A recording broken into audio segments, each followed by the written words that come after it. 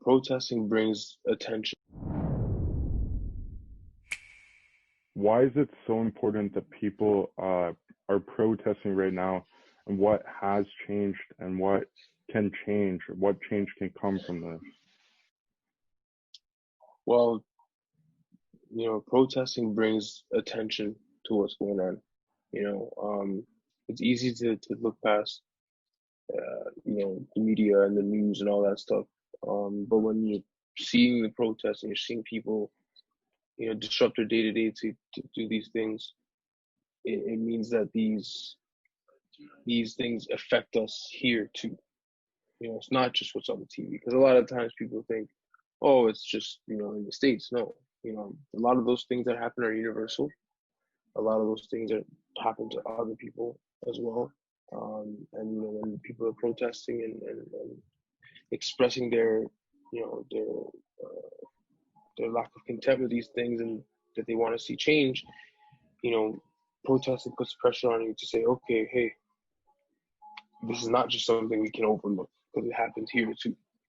So So talk a little bit more about that, Alex, because I know there's a lot of misconceptions and even just general ideas that when people talk about racism, there's always this benchmark. It's always compared to the U.S. first, and that's why we overlook what happens in maybe even the U.K. or Canada, because the U.S. has just created this absolutely impossible to achieve like just benchmark of racism, and we always compare to that, and in terms of relativity. But in general, if you don't consider the U.S., what is the actual state of racism and in Canada itself, or even in Edmonton, to be even more specific? it really depends on what level you want to look at it, because everybody knows there's levels to this.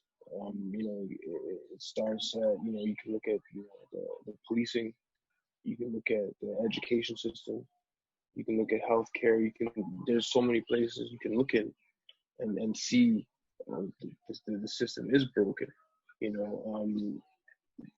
When we start to understand the foundation of Canada, and peel back the history books and look at the historical context of how Canada was created, of how the RCMP was created, or all these different institutions, even the school system. We follow a Eurocentric school system. Indigenous people had their own thing going on here. The only thing they didn't do is read and write. They still communicated. They had a language. They had a way of doing things. But everything that we use in society comes from this act of colonialization. And when you start to understand that, then you can start to understand where the system is broken and what parts is broken in. So that's really important. And in Edmonton, it can be something as micro as, police brutality, which you would say is a systematic issue. It involves individuals. And then you could say it's the education system as a whole, which would be more of a systemic issue. Right? It's more of a macro thing. The thing about systemic racism is no one person is responsible for it. Right? It's just that certain people benefit from the system, certain people don't. And if Canada is a land of equality and all the things they preach, then we gotta fix these things one thing at a time to get us to that point.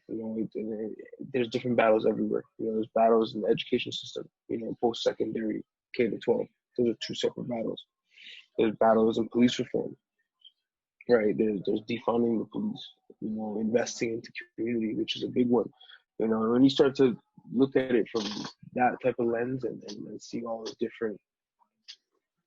the many, many, many problems in society, can be attributed to how this stuff was founded and how it was built.